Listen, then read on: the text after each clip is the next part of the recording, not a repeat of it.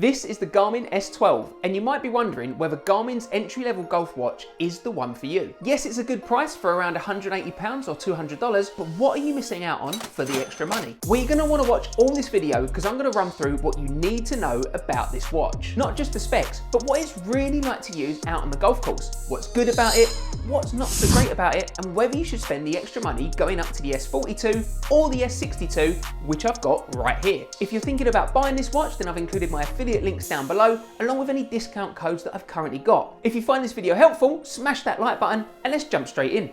The Garmin S12 is very much an entry-level golf watch, and it's important to remember that right from the start. While you can link the phone via Bluetooth for some stat tracking, it doesn't pick up notifications from your phone, and there's no fitness tracking on this watch. It doesn't have a touch screen. Instead, you use these 4 buttons on the outside to navigate through the menus. Because the S12 has a pure focus on being a golf GPS watch, it can do a great job. In fact, I'm just going to say it up front, I like this golf watch. And if you can pick it up for less than retail price, I really like this golf watch, so long as you're happy that it's just a golf watch. For example, before I talk about any other features, or even the design and quality of the watch, I've got to talk about the battery life. While modern day smartwatches have incredible features and fantastic displays, my Series 6 needs a recharge around every 18 hours or so. Compare that to the S12, on its first full charge, it lasted me 30 days. After 18 holes of golf and 8 days on non-GPS mode, the S12 had tons of battery life left on it,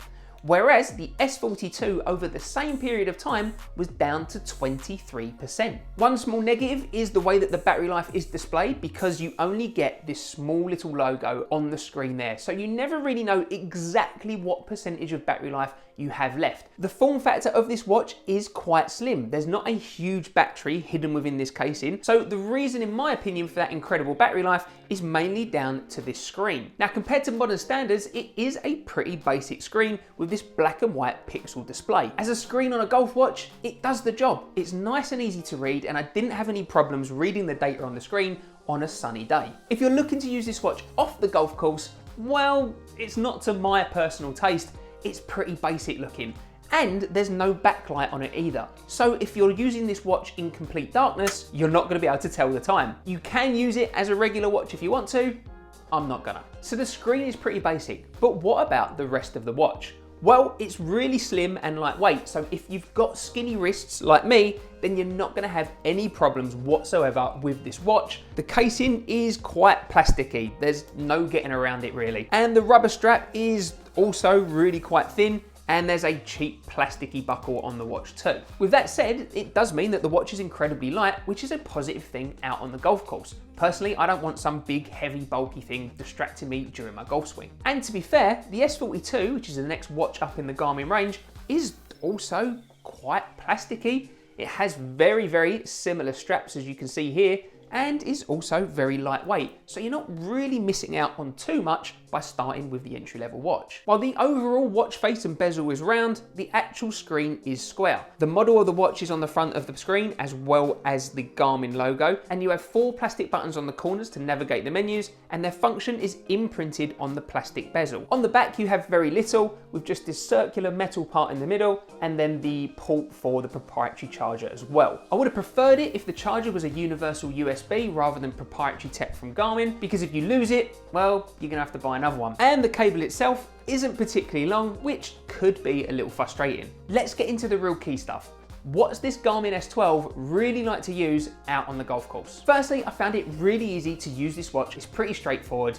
No problems out of the box. Arriving at the course, you just select the play golf option, wait for it to find the GPS signal, and then select your course. You select if you want to keep score, you choose your tees, and off you go. The main display shows what hole you're on, what par it is, and the distance to the front, middle, and back of the green. It also shows you the shape of the green, as well as 2 little dots showing you where Garmin is calculating the front and the back. Because of the basic nature of the screen, you can't get an overall hole layout. So you're gonna need to think whether that's something you need for your game. There's also a big numbers mode, which you can turn on in the settings mid-round. If you need to know the time, you press the back button and it'll take you back to the main watch face for a little bit. or if you press the OK button to get to the menu, there's also a small display at the top showing the time. If there are any hazards on the hole, you can press down to scroll through those to get the distances to the front and back, as well as various layout yardages. Personally, I'm not the biggest fan of the way Garmin shows hazards on this watch, and to be fair, it's exactly the same on the S42 as well, just in colour. It took me a little while to get used to the chart layout.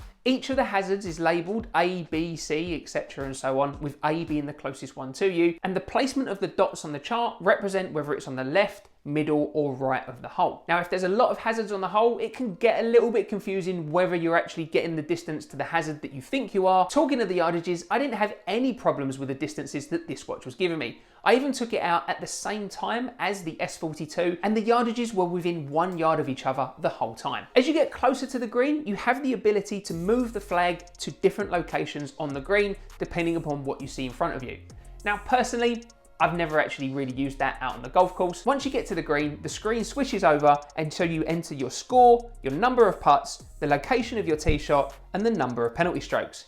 Now, these stats do get transferred into the Garmin app once you connect your phone to your watch, so you can view how you got on in that specific round and actually look at your stats over the course of time. While you're not getting massive amounts of detail with the stats you're getting from the S12, there's enough to get you started there.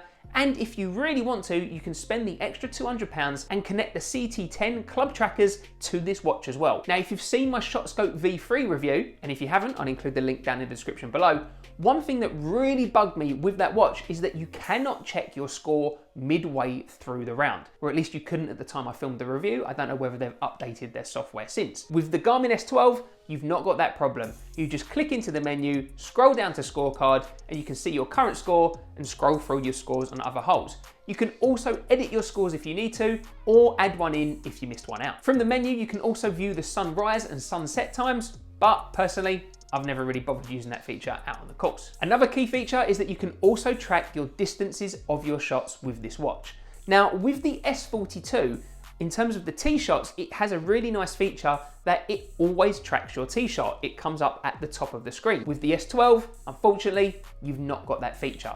Instead, what you need to do is scroll through the menu, select measure shot, and then start walking towards your ball. If I could have made a slight improvement to this watch, I would have requested that that feature, which I use quite a lot, was on a shortcut button or something like that. Maybe if you held the red button for 3 seconds, it automatically jumps you to the measure shot mode. Garmin, if you're listening and can do that, I think that would be a great little feature. Hopefully you can see why I really like this watch. And if you can get it for a good price, I think it does everything that I really want it to do. And those few negative points that it does have, I can forgive it because of the price. Before I talk about the other Garmin watches in the range, let's quickly mention the ShotScope V3. I'll link to my full review of this watch down in the description below, as it's great value for money at just under £200, considering you also get 16 club trackers with it as well, which gives you a ton of data on your golf game. However, it's not perfect. As I mentioned before, you can't view your score mid-round with the watch. It doesn't have the capability to handle the Stableford point scoring system, and personally, I found the shot tracking to be a little unreliable. If you can take the time to really nail down and make sure that your shots are all tracked accurately,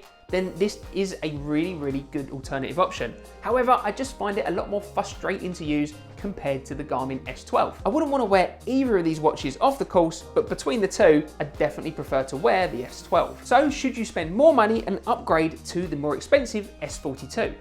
Well, if the only reason you want to do so is so that you can get a watch that you can wear on and off the course, personally, I'm not entirely sure whether I'd even do that. Yes, by comparison, the S42 does look better and it has got a color screen as well, but for me, I still wouldn't necessarily want to wear this off the course. I'd rather wear my iWatch or one of my mechanical watches. That's just my personal preference. Yes, you can move the flag stick to wherever you want it on the green with this watch, and as I mentioned before, it does automatically track the distance of your tee shots. But as a golf watch, that's pretty much it. The S42 will connect to your phone via Bluetooth and give you notifications, but it's certainly not a smartwatch. And the screen quality is just nowhere near as good as a modern iWatch. Let me know down in the comments if you want to see a more direct comparison of these two watches. If you decide to go all the way up to the Garmin S42, well, now there are some significant differences between these watches both on and off the golf course. On the golf course, you have a smart caddy system, which means that the watch learns your distances for each of your clubs and gives you suggestions as to what you should play. It also has the ability to give you the direction of the flag on a blind shot. It can tell you the contours of the greens, give you full hole layouts as well, not just the shape of the greens, and a few other bits too. In terms of smartwatch features, it has heart rate and blood O2 level monitors, can track your fitness, your sleep patterns, your stress levels, and you can even connect a bank card to it and use contactless pay with it as well. It has a ceramic screen on the side and a slightly thicker strap too,